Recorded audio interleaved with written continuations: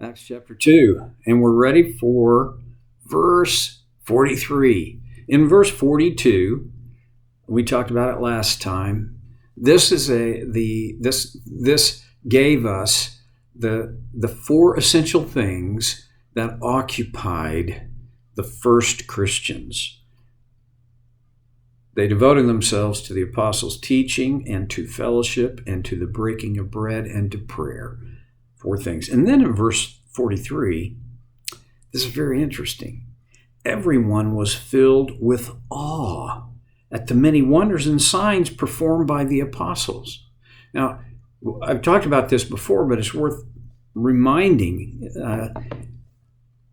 Signs and wonders, wonders and signs. What's the point of a wonder? Well, a wonder would be something which happens and it makes you wonder. It causes you to pause. The day of Pentecost, when people from all over the Roman Empire had come to Jerusalem for the day of Pentecost, for the celebration of the Feast of Pentecost, and when the apostles stood up and proclaimed the gospel, the good news, they heard the apostles in the language that they knew. That is a wonder. The sound of a mighty rushing wind without my hair being blown, without the wind in my face. That's a wonder. I heard the wind, but I didn't feel it. Oh, there's a big metaphor in that, but I'm not even going to get into it. Everyone was filled with awe. That's what a wonder should do. It should create awe. What would a sign do? What does a sign do? Think of any sign. I'm talking roadside signs. They point to something other than themselves. This, I think, is big. Because I think there are some Christians, some people in the Christian world who they kind of point to themselves. I don't think that's a legitimate sign. Not in the sense that the Acts chapter 2 Christians experienced it. Those signs pointed to something other than themselves. Okay. Everyone was filled with awe at the many wonders and signs performed by the apostles. It was the apostles who did this. Now, in the context of Acts chapter 2, we're talking 12 apostles. We're talking with Judas gone, Matthias was selected and designated to take his place. The 12 apostles, apparently, they were the ones who did these wonders and signs. Do wonders and signs still occur today? This has become a question of controversy. And my answer is, I believe they do. But even with the apostles in Acts chapter 2, I do not believe the apostles just worked themselves up in order to do a wonder. The wonders and signs here were performed by the apostles, but under whose authority and by what power? Under the authority of Christ and the power of God. All right. I just have such a tendency to be a rock thrower at, gosh, I'll say it because you're probably thinking it, certain televangelists. Not all, by any means, but some. There are preachers I see on the internet who the content of their message is pretty good, sometimes really good. But as I watch them, it feels like the unspoken message is, what about me, man? Hey, I'm doing this. I'm good. I'm cool. I'm hip. I'm sorry. Not interested. Okay. Verse 44. All the believers were together and had everything in common. Now, you think about this. 3,000 were baptized. So we're talking about a group of no less than 3,000. All the believers were together. A couple things. First of all the believers. You realize nobody thought of themselves or were called Christians. They're just believers. What do they believe? Well, they believed that Jesus was the Son of God, that he came, lived, taught, died, was killed, and rose from the grave, and that he is the Messiah, the promised Savior. Come back to this idea. I've talked about it before. I don't think they had this thick, beefy theology.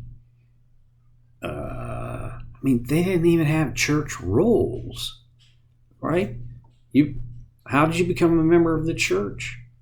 Evidently, membership was maybe not that big a deal. What mattered was, are you a believer?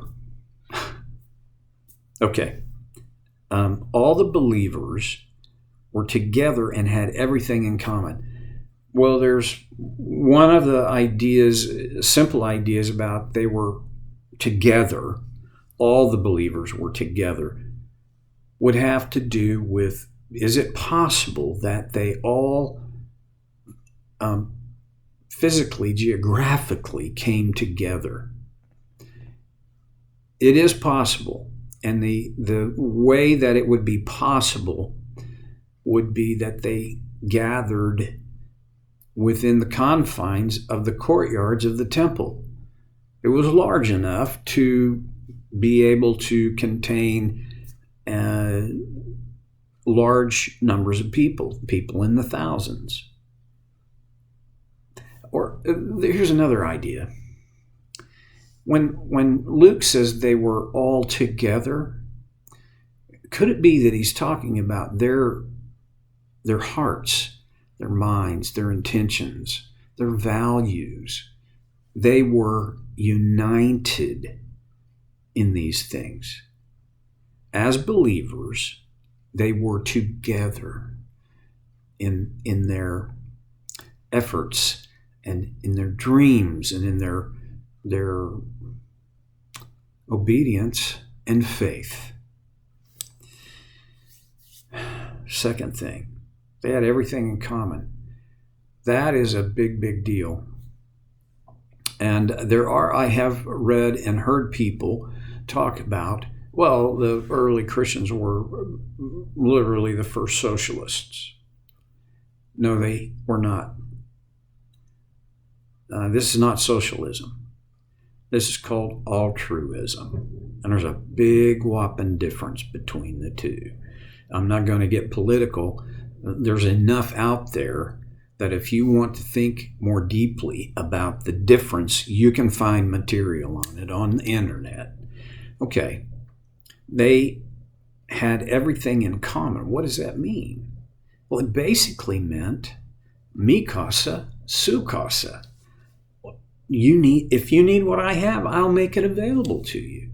If I need what you have, you make it available to me. See now what, I guess I am going to do a little bit of political talk here, but what socialism says is we take from everybody so that nobody has more and nobody has less. That's the ostensible goal of socialism. But now the political content. There's nowhere that it's been attempted that it has worked out that way. Okay. In fact, one of the things I like is what Margaret Thatcher said of socialism. She said it gets really dicey. Once you've spent everybody else's money.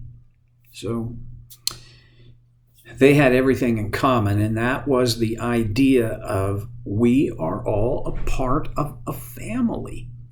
In a family, in a healthy family, there are boundaries and there are things that are mine.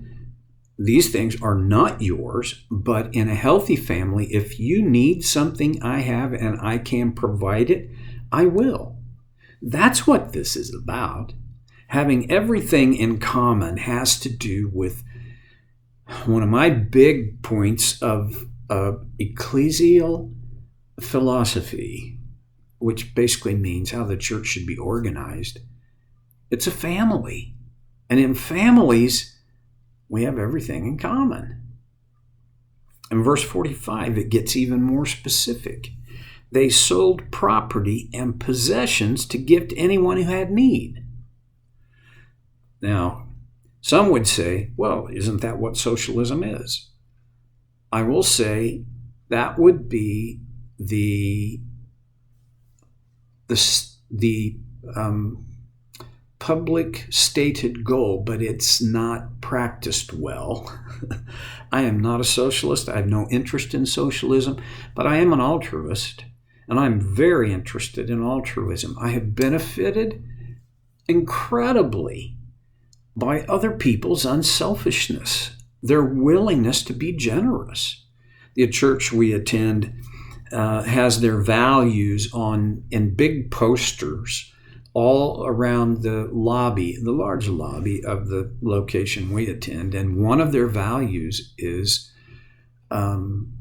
outrageous generosity. That's what this is about. Now, it doesn't say they went and sold all their property and all their possessions to give to anyone who had need. No, but if they had property and had possessions that they could sell, they did. One of the aspects of, I think, the picture here is that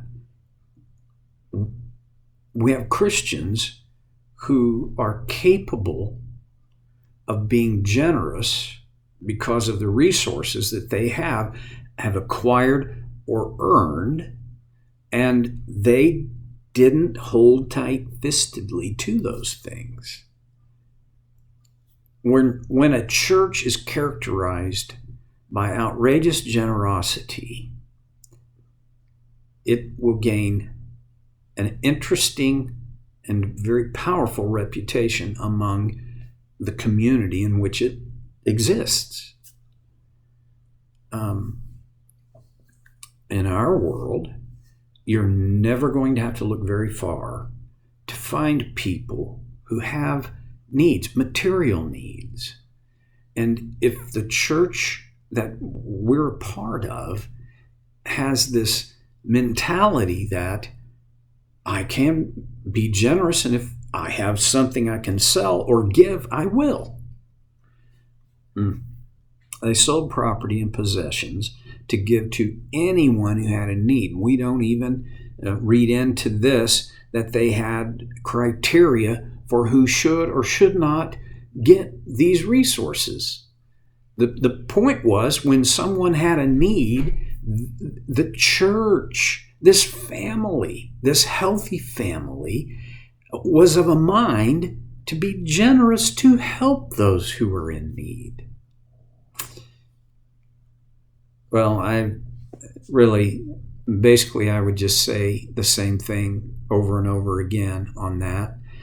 So I'm going to pause right here, and we'll come back to it next time on Soul Care with Stevie Boy.